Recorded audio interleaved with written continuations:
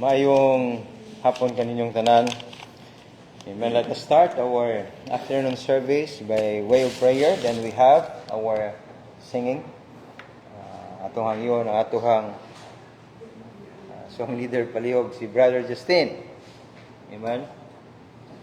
To come and lead us in our congregation singing right after our prayer. Shall we pray? Mighty Father, in this afternoon, we humbly approach once again your throne of grace, asking and truly depending sa imuhang paglihok.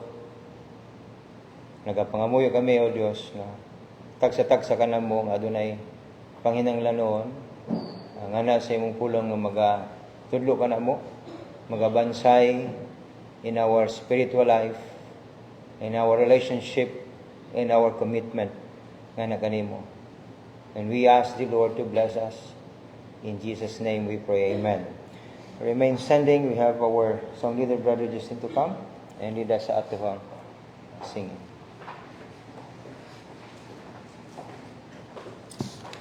Good afternoon, everyone. Let's all pick up our hymnals and over to hymn number 143. Hymn number 143, Blessed Assurance.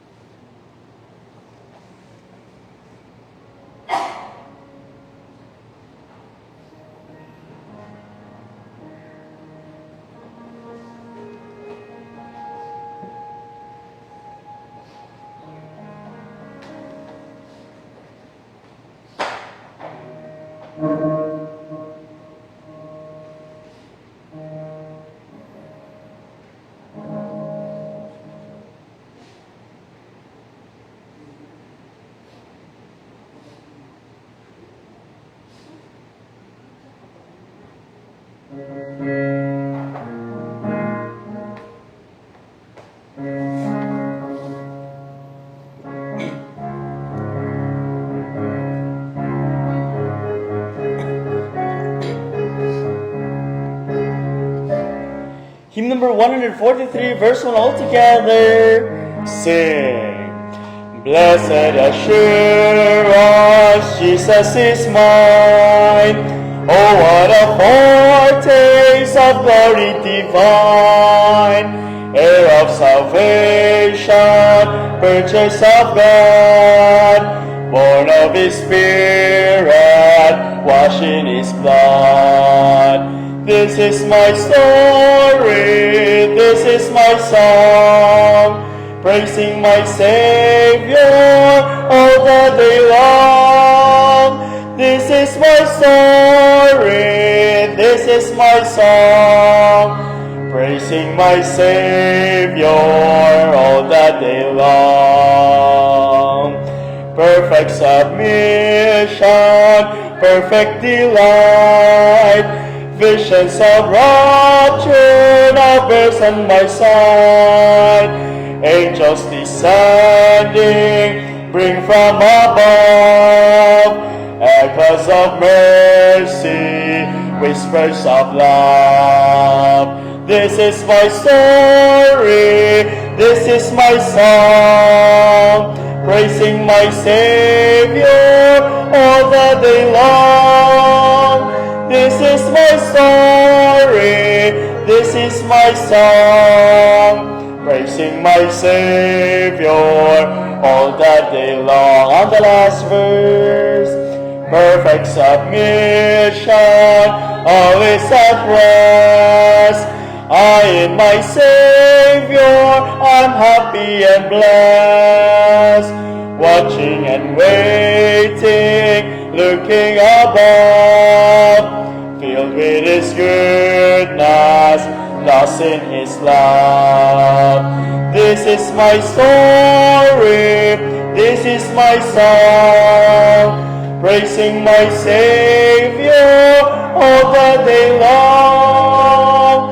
This is my story, this is my song, praising my Savior all the day long.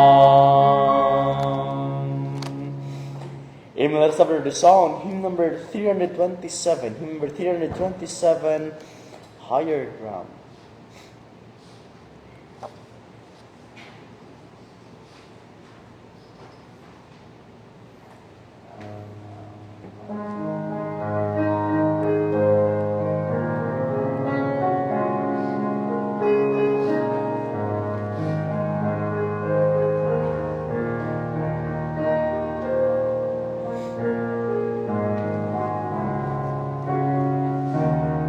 Hymn number 327, verse 1 all together. Sing. I'm pressing on the upward way. New heights I'm gaining every day. Still praying as I'm onward bound. Lord, plant my feet on higher ground. Lord, lift me up and let me stand. By faith on heaven's stable land, a higher plane that I have found. Lord, plant my feet on higher ground. My heart has no desire to stay where doubts arise and fears dismay. Though some may dwell where these abound, my prayer, my aim is higher ground.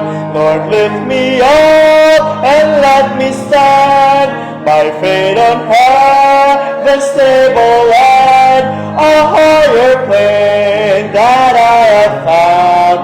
Lord, plant my feet on higher ground. On the last verse, I want to scale the utmost height and catch a gleam of glory bright. But still I pray till when I found. Lord, lift me unto higher ground. Lord, lift me up and let me stand by faith on heaven's stable land, a higher plane that I have found. Lord, plant my feet on higher ground. Amen.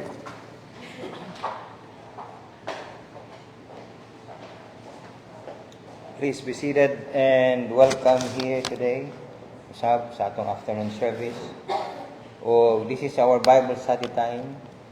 There are lessons that God desires for us to eagerly learn an increasing knowledge of His Word and of His Christ. Now, don't forget, karong katapusan nga Domingo, and that would be next Sunday, na kita local church fellowship. So, BYE, BYAB, BYOB. Ano BYAB? Bring your own baon or bring extra food to share. Amen? Ano siya? So, let us be excited para sa atong local church fellowship. Men will be singing on Sunday. So, nag-practice sila gani ha. Huwag niyan pag-usap. We are bringing our karon wala kita no. So nindot unta kung naapod kita ni ini no every afternoon no. And likewise ang atohang in charge no, we are training and praying God will set them a unique ministry nga still malipay ang Ginoo sa pag himo niya. So good to have some committed young people we have, no. So si Dave basta off mic, no. Ako siyang tawagon sa iyang angga. No? Pero kung live broadcast, ako siyang tawagon sa iyang nindot kayong pangalan. Dave. Okay? Dave, no. No, so mo input na sa niya. Now, this time akong ginahangyo palihog to come and receive our offering with our usher, please, Brother Toto. he asking Brother Kevin to come and receive. Later. Wala pa? Oh. Anyway,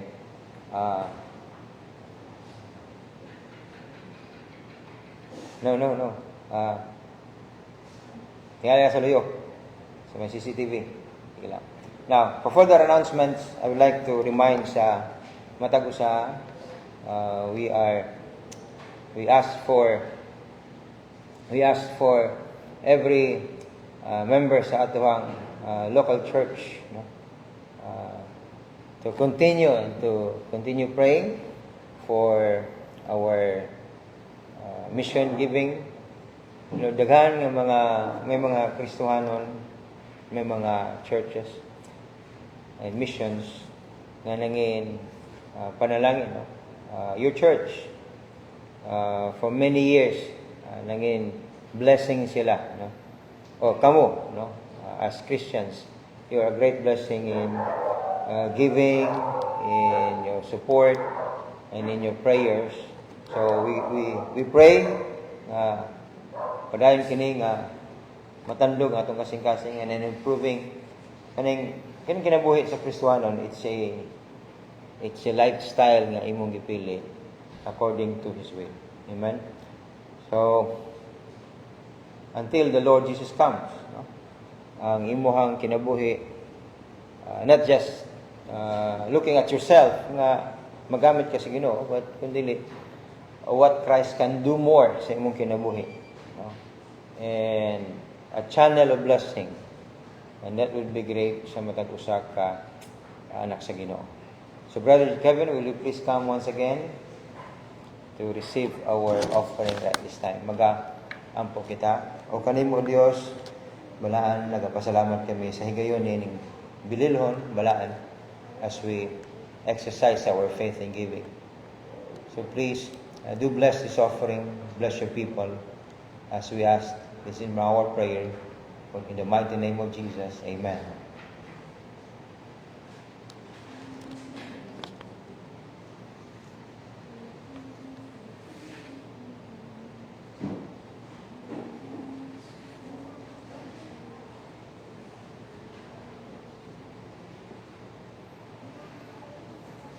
Let's have another song with our song leader, Brother Justin. Then have the message of the Word of God or the specials by our young people.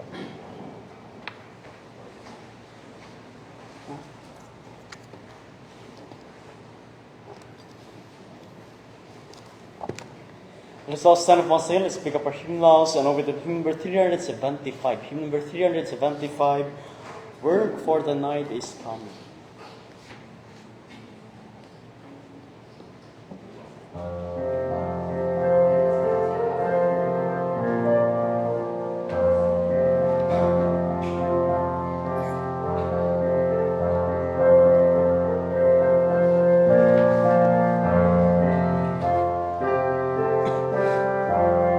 Hymn number 375, verse 1 all together. Sing. Work for the night is coming.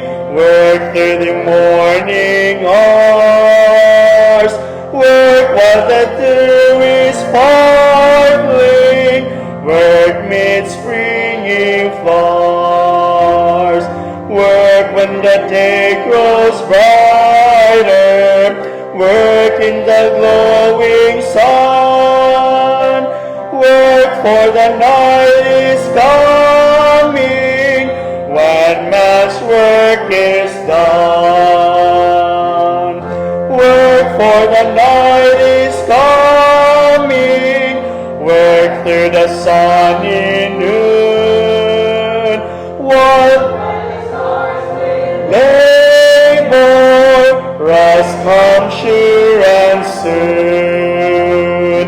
Give every flying minute something to keep in store. Work for the night is coming when man's works no more. On the last verse.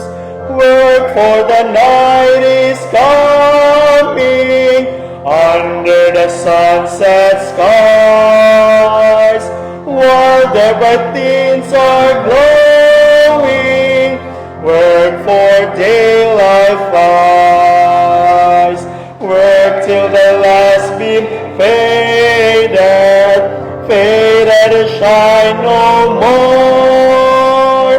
Work while the night is darkening, when man's work is o'er.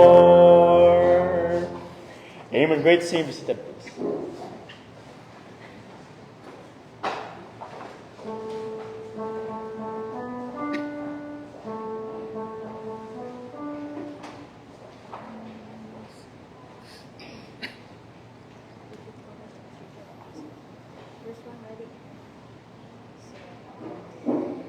Is your burden heavy? Is your burden all alone? Does the road you travel harbor danger yet unknown?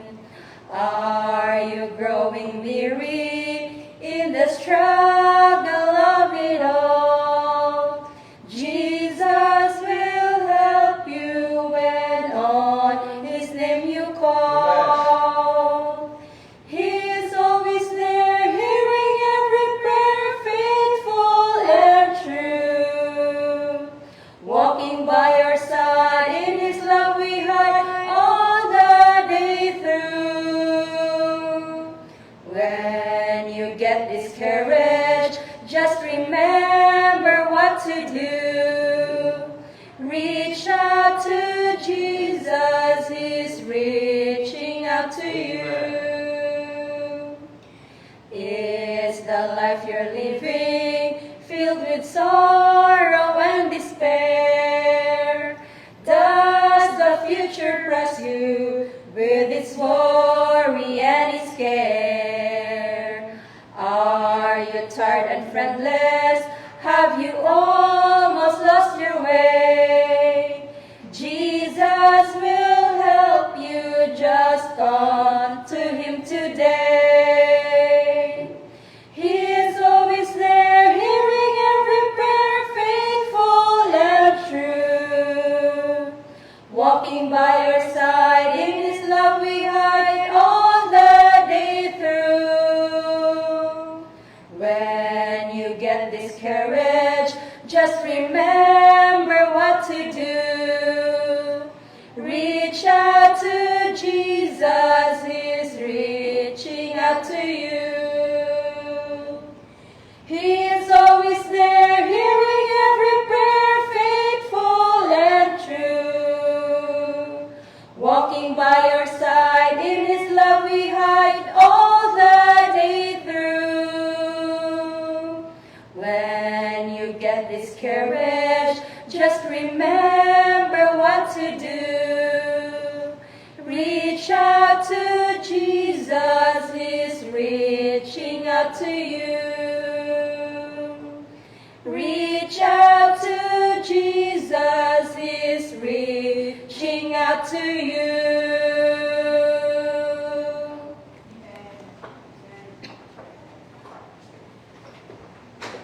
Thank you, ladies.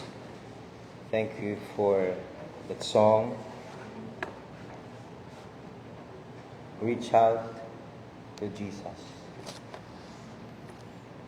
In our Bible, please, once again this afternoon, our study will be having our study in Ephesians.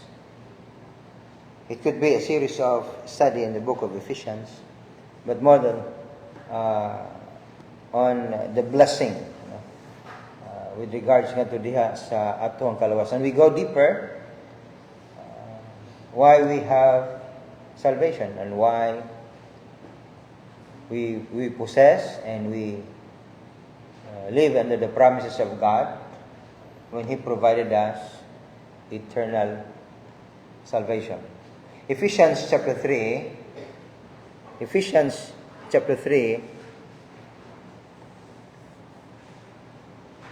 and in verse number 1 to verse number 21. Ephesians mga taga-Epeso, Kapitulo 3, from verse number 1 to verse number 21, please, in our Bible. There are those, or even us, some of us here tonight, would even say or believe na ang gugma sa Diyos o ang pagpili sa Diyos alang sa kaluwasan o available lamang sa pipila. But remember, walay excluded. Okay? Ang kaluwasan magitanyag sa Diyos, and at the same time, the blessing of God. None are excluded. All, ang tanan can have salvation. We don't claim that all people in this world, mga saved. When the Bible states there that Christ died for the sin of the world. Okay? Now, let us focus our study, and in this particular study, kung unsa ang tuhok nga agi sa kaluwasan nga atong naangkon. In Ephesians chapter 3, verse number 1 to verse number 21. Although, this chapter also nagatandog nga today sa grasya sa Dios. So let us start reading verse number 1 to verse number 21. Ephesians chapter 3, for this cause, I, Paul, the prisoner of Jesus Christ, for you Gentiles. If ye have heard of the dispensation of the grace of God, which is given me to you ward, how that by revelation he made known unto me the mystery, as I wrote afore in few words, whereby when ye read, ye may understand my knowledge in the mystery of Christ, which in other ages was not made known unto the sons of men, as it is now revealed unto his holy apostles and prophets by the Spirit, that the Gentiles should be fellow heirs, and of the same body, and partakers of his promise in Christ by the gospel. Wherefore I was made a minister according to the gift of the grace of God, given unto me by the effectual working of his power. Unto me, who am less than the least of all the saints, is this grace given, that I should preach among the Gentiles the unsearchable riches of Christ, and to make all men see what is the fellowship of the mystery, which from the beginning of the world hath been hid in God, who created all things by Jesus Christ, to the intent that now unto the principalities and powers in heavenly places might be known by the church that manifold wisdom of God, according to the eternal purpose which he purposed in Christ Jesus our Lord, in whom we have boldness and access with confidence by the faith in him. Wherefore I desire that ye faint not at my tribulations for you, which is your glory.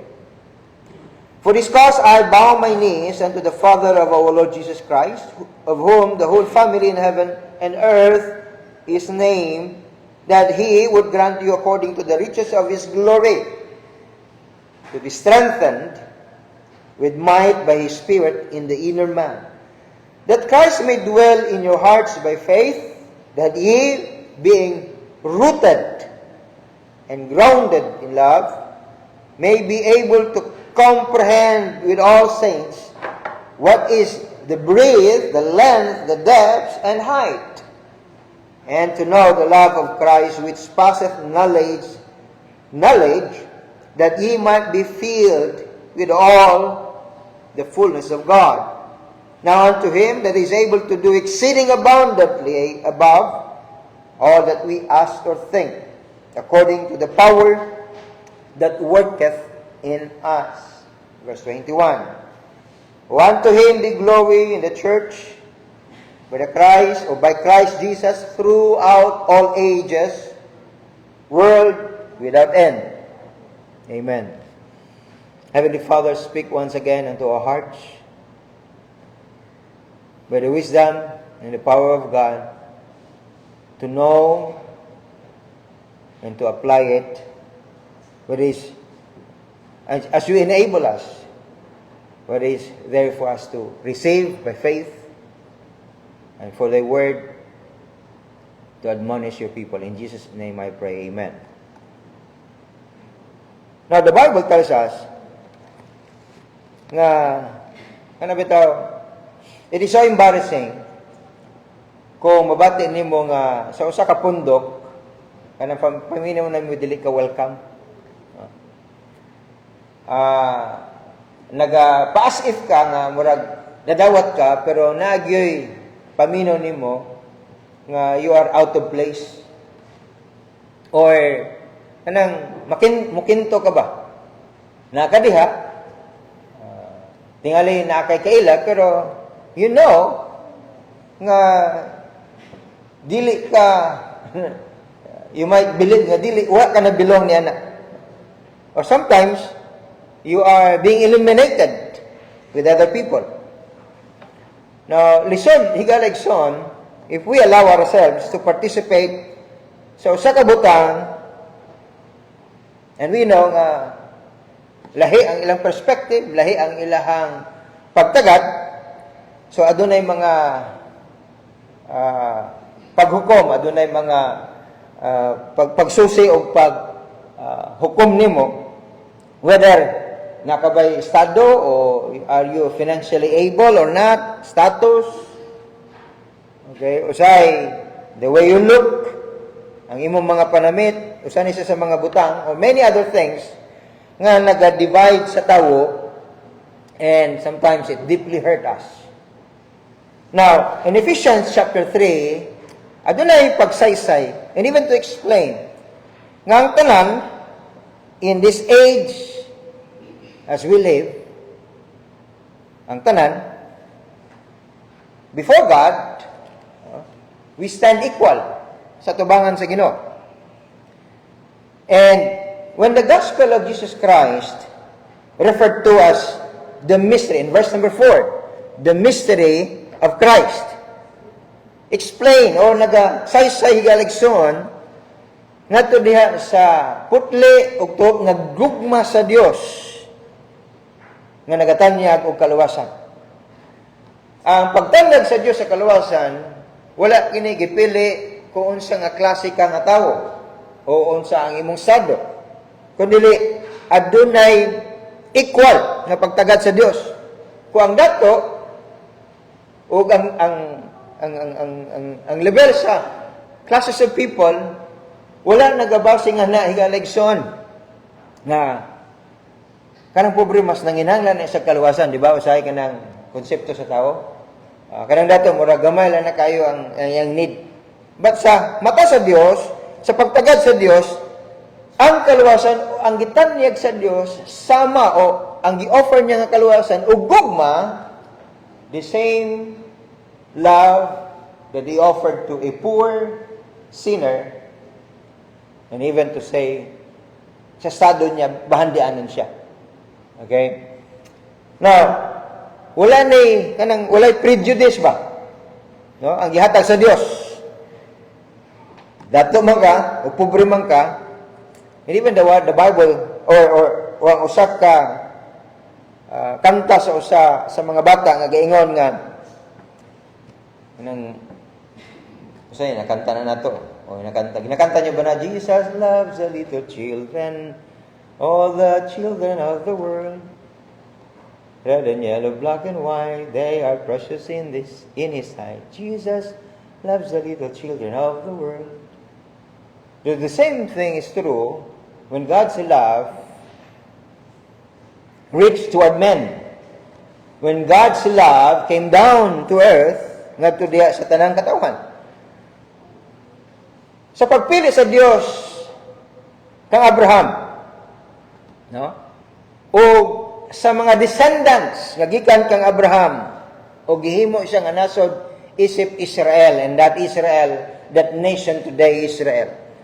Now, pinagi sa nasod ng Israel, then God brought salvation to the world, and that is Jesus Christ.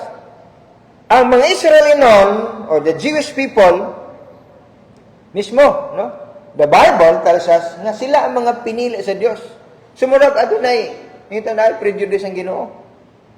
Pero kung atong tanaw ni Galatian, they are God's special or chosen people in the Old Testament times, and God spoke, God worked with, and even through the Jews, pinagi sa mga Hudyo, apan wala gipili sa Dios an existing nation o gihimo niya nga special people. He created to be the nation through which ang Dios muhatag o pinagi niya na diya ang manuluwas sa kalibutan. Okay?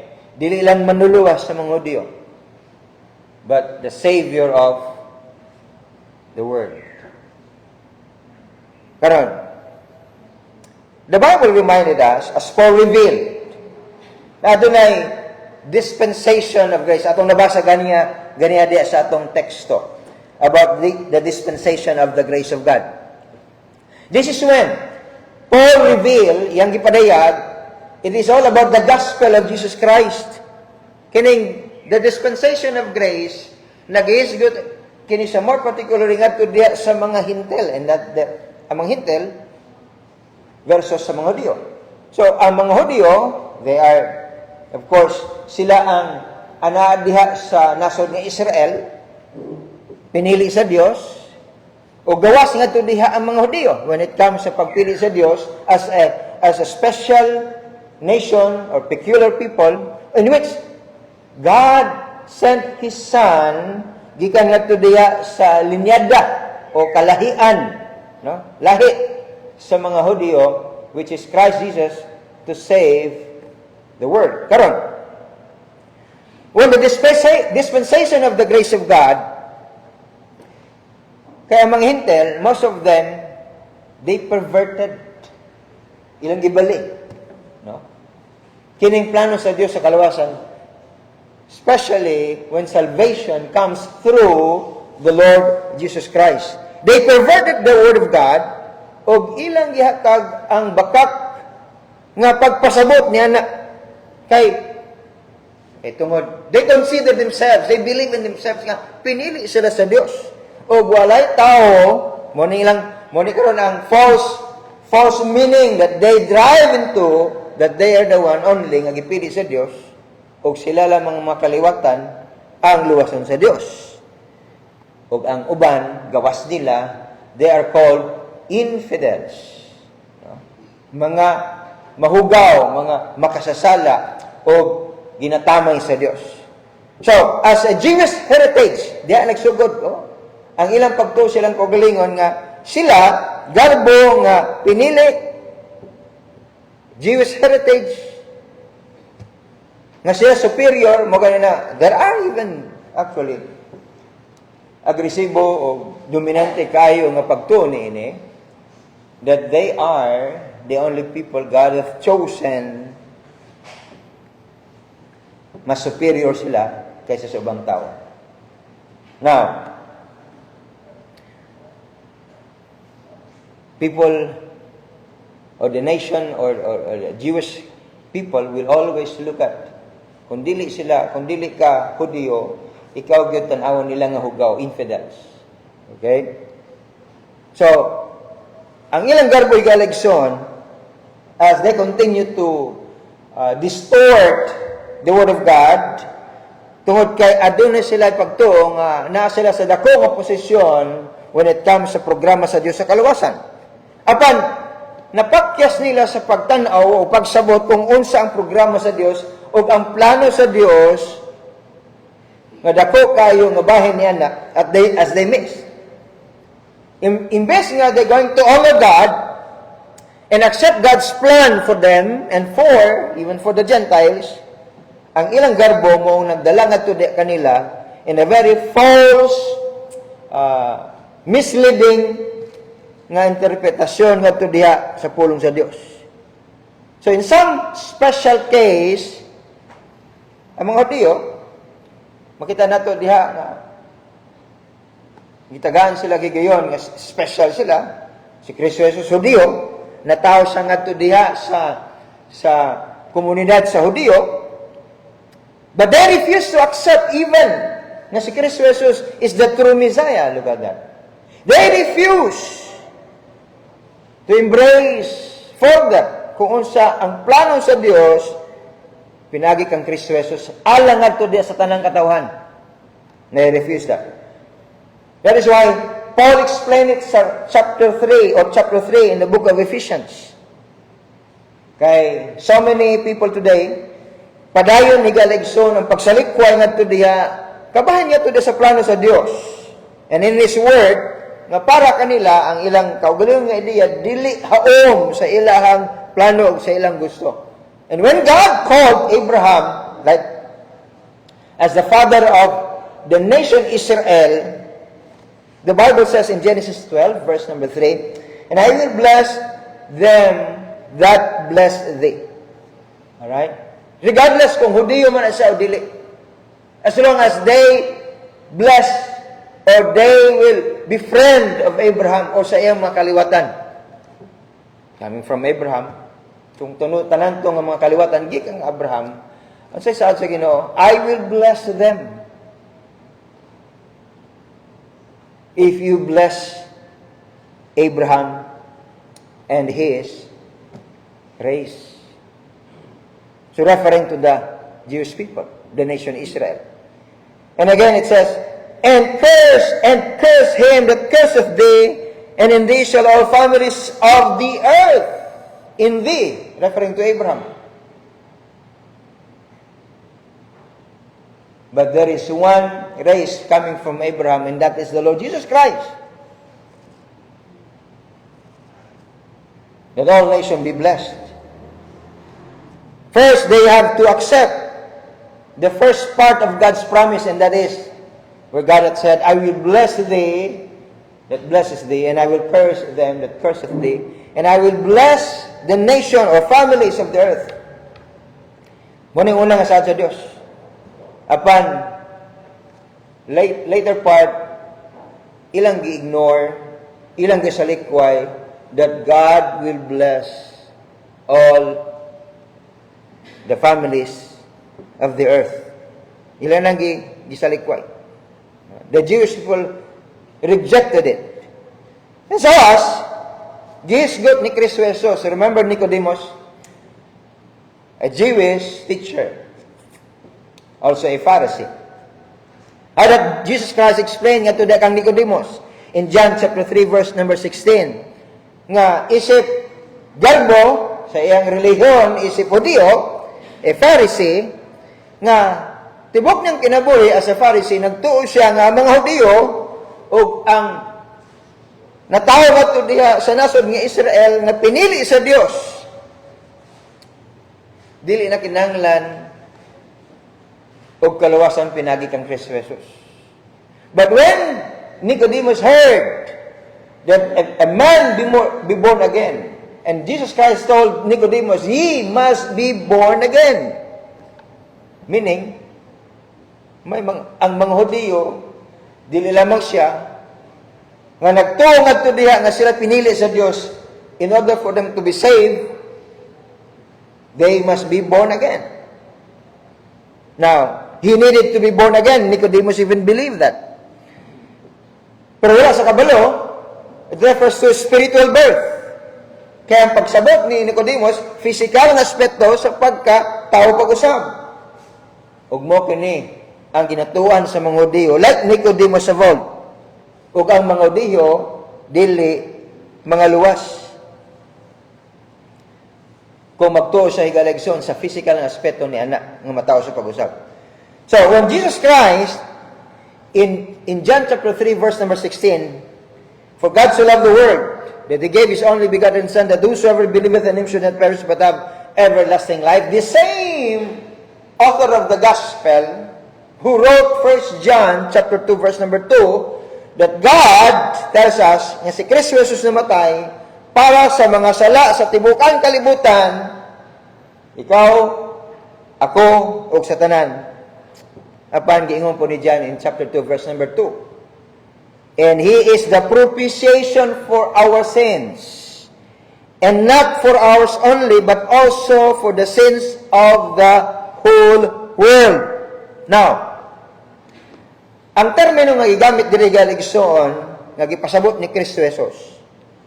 Nga ang Dios nga nagpakatao ngadto diha sa unod, nga nagigugma ngadto diha sa mga katawhan, equally came dili lamang sa mga Hudyo, kundi para pod sa mga Hintel, tibok kalibutan. Nag-antos siya dili lamang sa mga Hudyo. Dili ang konsepto ikaligsoon nga ang mga Hudyo. Yes, the Jews rejected Him.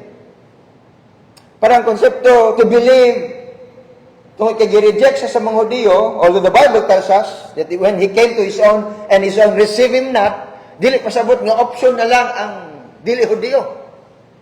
Right? At fault, higaligson ang mga Hudyo because they have rejected Jesus Christ. And also, that salvation available ngadto diha sa mga Hintel sama nimog sama nako. He suffered and died for the sins of the whole world, the Bible tells us. So, ang pagtanyag ngadto diha sa kaluwasan, libre alang sa tanan, way gipili. Because the Bible says, for whosoever believeth, for whosoever will accept it, that is the offer of His grace. Alang nga to sa katawan. So kung mayroon na Biblia, na siya namatay alang sa kasalanan, yes, sa tibok kalibutan, wala nagapasabot nga automatic ma-save na sila. Wala po nagapasabot referring to other teaching, gani siya na predestinate ni siya nga padulong sa langit, siya na predestinate nga to the padulong sa impyerno. There is always faith to believe what God's offer for us. A person must accept the offer of God's grace.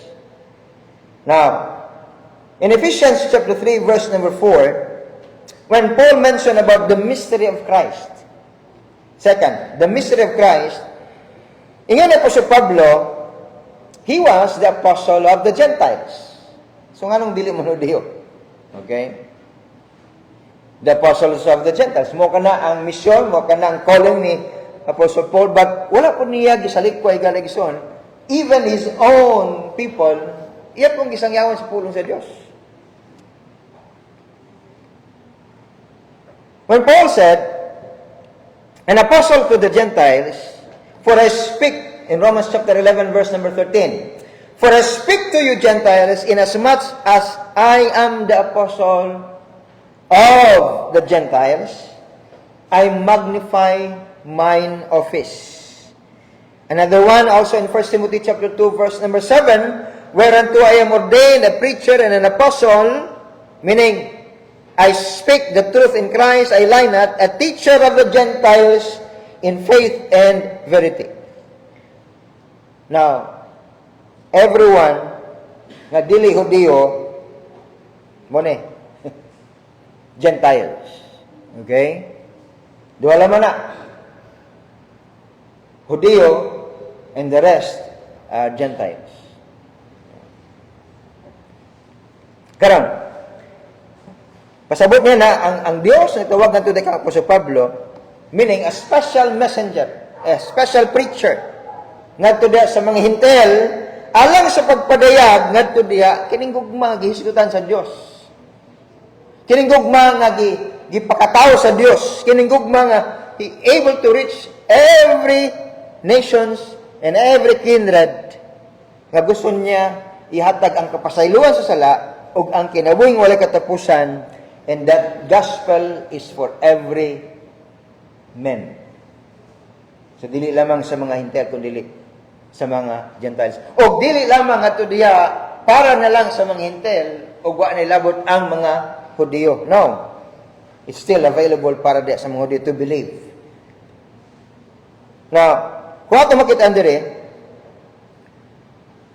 when when Apostle, even John, in his gospel, in John chapter 1, verse number 7 to 9, ingon ni John, referring to John the Baptist, the same came for a witness, to be a witness of the light, that all men through him might believe.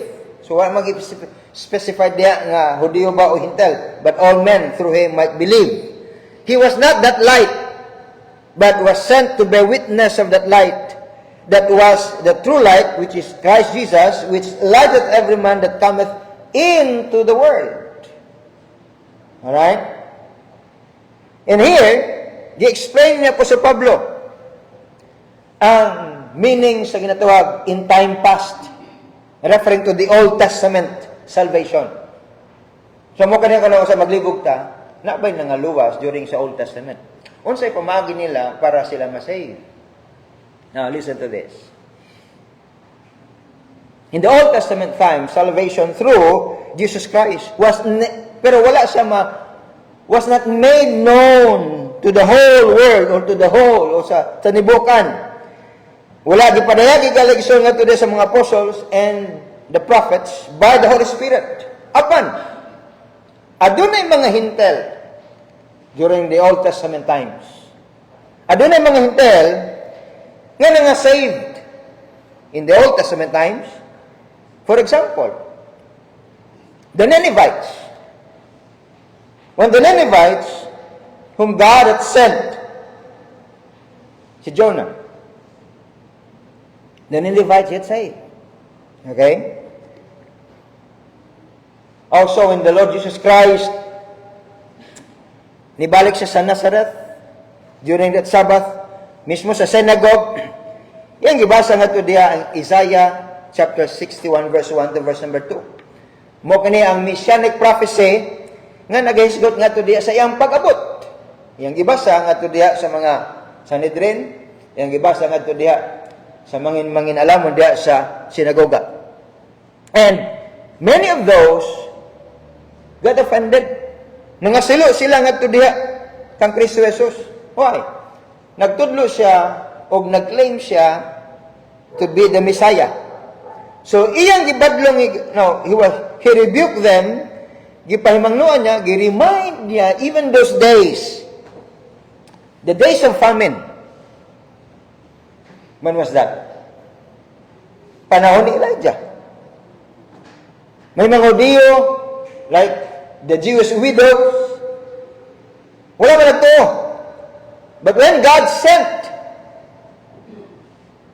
Elijah nga to sa Sarephath, mangutan ako, ang widow ba sa Sarephath Hudiyo? Dili. Ha? Take note, that widow sa Sarephath, sa siyudad sa Sion, she was delivered through a miracle tungod siya. Nagtuo siya. Her deliverance because of her faith. But remember this. Dili siya Hudiyo. The widow at Sarephath was a Gentile. The same thing is true ngadto diha kang Rahab. Rahab nga diha sa Jericho, usa sa mga nag-atiman ngadto diha sa espiya. When katong mga spy from Canaan, God had saved Rahab og ang iyang pamilya, pero si Rahab, dili siya apil ngadto diha sa pinili sa Dios nga mga Hudiyo. But she believed. And there are few, even Gentiles, nga nangasaved diha sa Old Testament. These are one of the examples nga ito makitan. But at the present dispensation, or the dispensation of grace, pasabot niya na, ikaw ako, naangat to diya sa takna in this period of time that God hath revealed for us Gentiles to believe and to put our faith in Jesus Christ. And the Bible reminded us that we became fellow heirs. Muna diya, giplastar, gihanay higalagison, nga ikaw nga nagtukang Kristo Jesus na mahimo kang fellow heirs sa mga Hudiyo nga nagdawat ngadto diha kang Kristo Jesus in faith. So, ang una nga magtutuhigal igsoon o Kristohanon nga mga Hudyo, remember Cornelius? When Cornelius was the first Gentile saved after God instituted the church in Acts chapter 10. Acts chapter 10. Sa panahon nga to diha, nga doon ay First Christian Church. Now, the good news of the gospel, nga mga tanan mga katawan, dili lamang partikular sa usa ka race. Everywhere can be partakers of God's promises according to the Bible, according to Ephesians chapter 3, verse number 6. And this is what Paul had said. He is the minister, or was the minister of the gospel of the grace of God. So, nahimo siyang ministro. So, look at the word minister there. O kana siya nga pulong, nagahisgot sa pulong nga diakonos, meaning servant. Kana nga pulong igaligson, in the New Testament, makita nimo siya nga pulong as servant, diakono. Meaning, nag-minister siya, ngadto diha sa makatawan isip sulugoon. So when Apostle Paul preached the gospel, he called himself as the servant of the Lord Jesus Christ. Okay? Sanctified by the Holy Spirit in Romans chapter 15 verse number 16. Now again, ang pulong nga servant, diakonos, ministering, diapol na ang pulong, if we are familiar nga to the office of the priest or temple worker. So lahir gid usahay ka ng muastang usa ka sulugon sa alagad sa Ginoo nga mura sag boss. But he's not. Okay? Usay mo ka nang usa sa mga office nga so much of many abuses of these so-called pastors, they're no longer considering themselves as ministers of the gospel of Christ. Susama ka Apostle Pablo, they want to be served by people. But you know what? As a temple worker, as an officiate of the priest, meaning they assist people in worshiping God. Okay? They assist people in worshiping God. Meaning servant.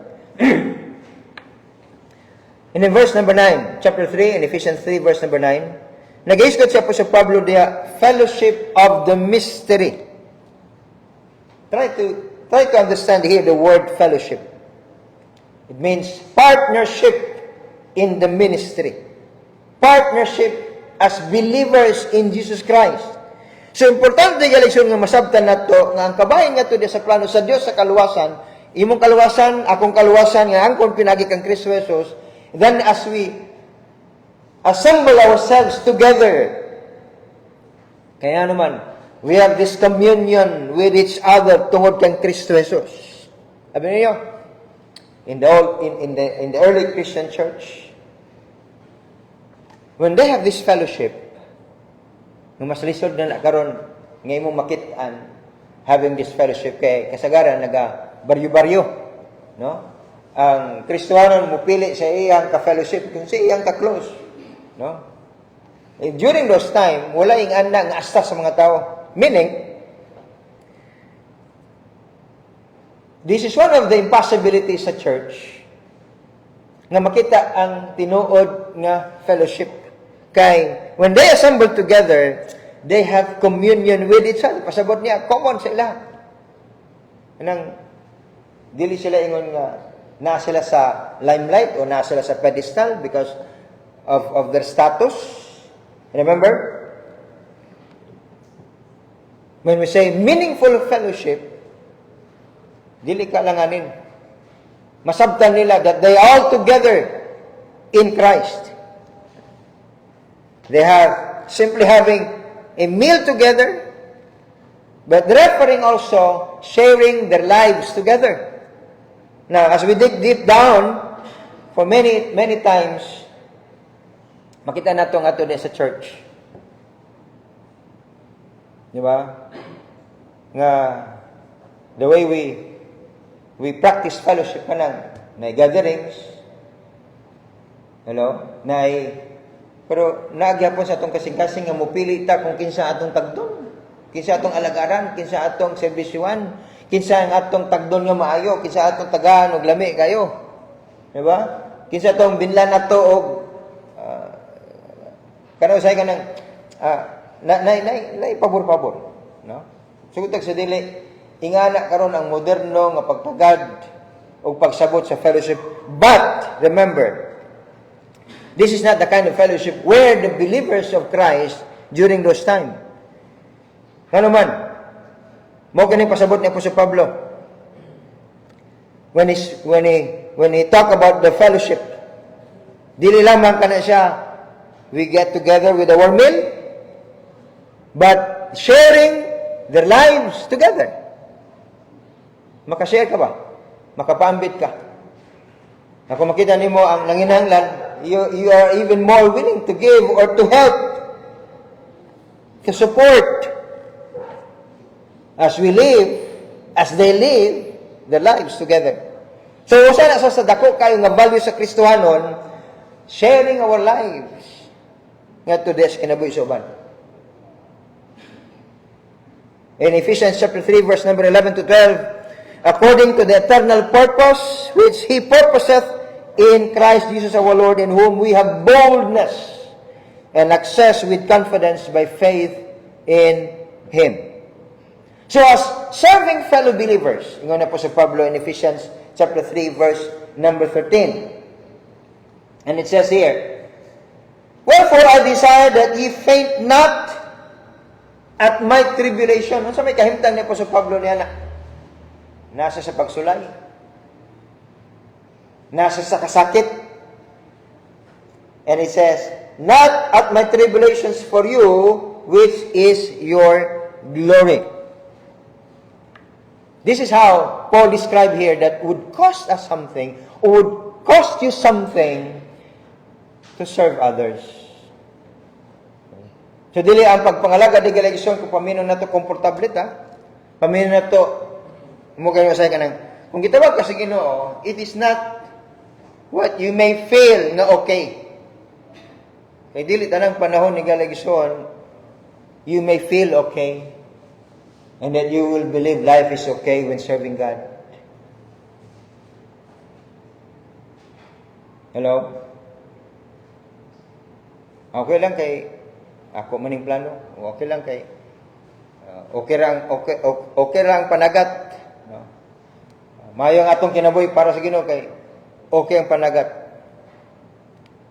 Mayo ang atong fellowship nga today sa Ginoo kay things are just okay with me. So we decide to serve the Lord kung komportable ta, and we decide not to serve the Lord kung dili na kita komportable.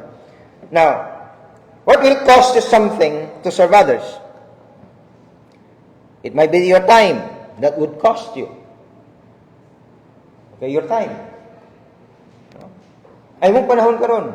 Sa takna nga din, you are willing to serve God, you are willing to serve Christ, you are willing your church, or you are willing to serve your church, your God, and Christ through your church. It will even take your time. Hello? Versus sa imong panahon, sa gusto nimo, o sa panahon, sa kabubuton o gusto sa Dios. It may take your money, serving God. It may take your finances. It may take a real effort nga manging panalangin ikaw ngadto di sa uban nga mga magtuto. So aduna kitay pagdawat sa responsibilidad o pribilehiyo, dili ni pribilehiyo nila kundi pribilehiyo nato to serve them. Why? Because we are serving God, we are serving Christ. Og mamahimo kini higaligson panalangin. And part of it, na mahimo kang encouragement to other believers. Now, when we remain faithful in our attendance, when we remain faithful in our giving, bisag pahigaligson, most of the time, makatubang kitag disappointments, failures. But you know what? If we truly know and live a life, the true meaning of faithfulness, as you consider your life, more ganing buntag. Ang usa ka tinud na Kristohanon, a sinner saved by grace. Kanunay mo reflect sa iyang idulog sa iyang kasing-kasing ang tinud-anay nga pag-alagad sa Ginoo, because he will always remember the deep love of Christ for him. Masinati niya na si Kristo Jesus gani gibiyaan niya iyang trono sa langit. Alang ngadto diya sa pagsudong, sa pagsakripisyo. Iyang gibiyaan ngadto diya minguntag sa iyang bahandi. Nangin pobre siya, nangin alang ikaw mamahimong dato sa kasamtangan ngadto diya kang Kristo Jesus. Yet sometimes argumento pa sa atong kagalingon sa pagpili sa butanga para sa Ginoo malipay siya o sa butanga para nato nga malipay kita.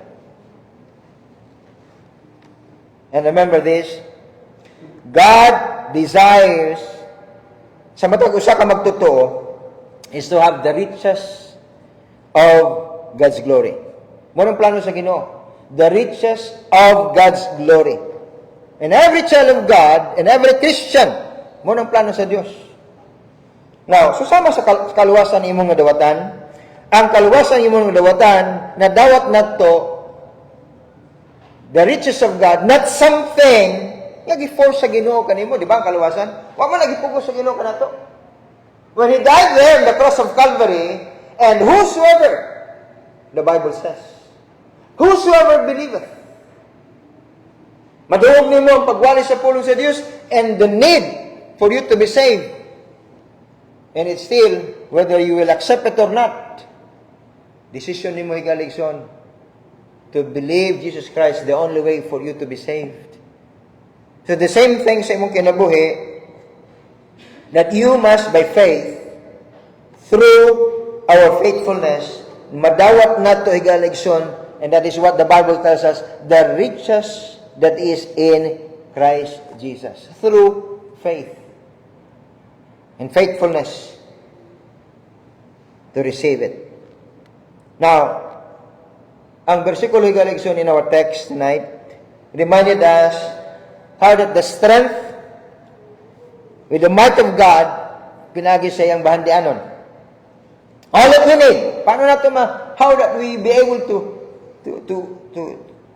receive sa gahom sa Dios, sa kusog sa Dios.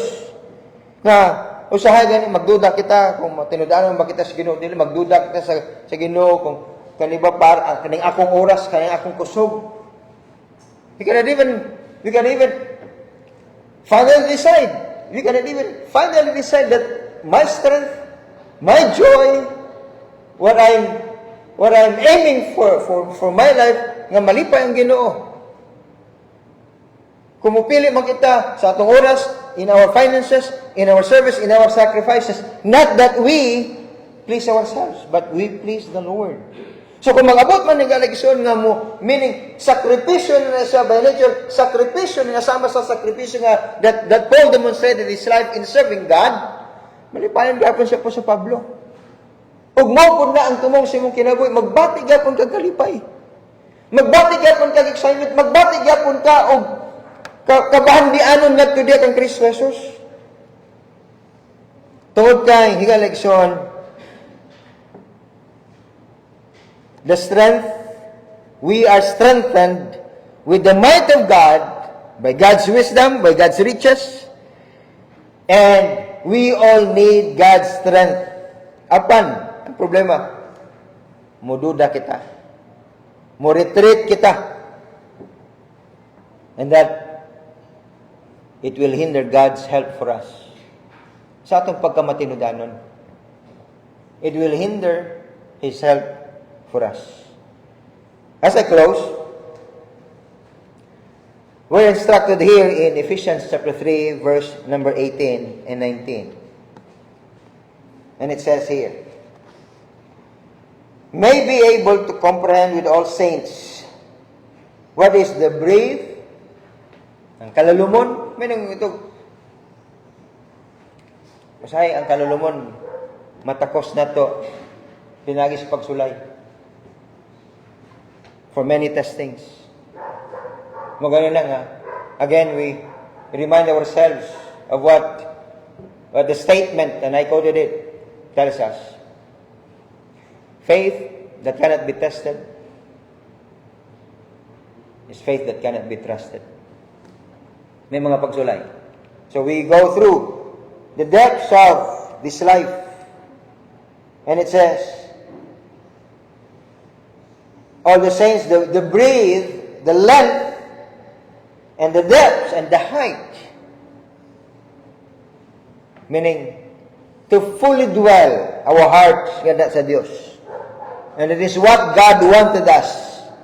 To be rooted and grounded in love. Look at verse number 20. And now unto Him that is able to do exceeding abundantly above all that we ask or think, according to the power that worketh in us, unto Him be glory in the church of Christ all throughout ages.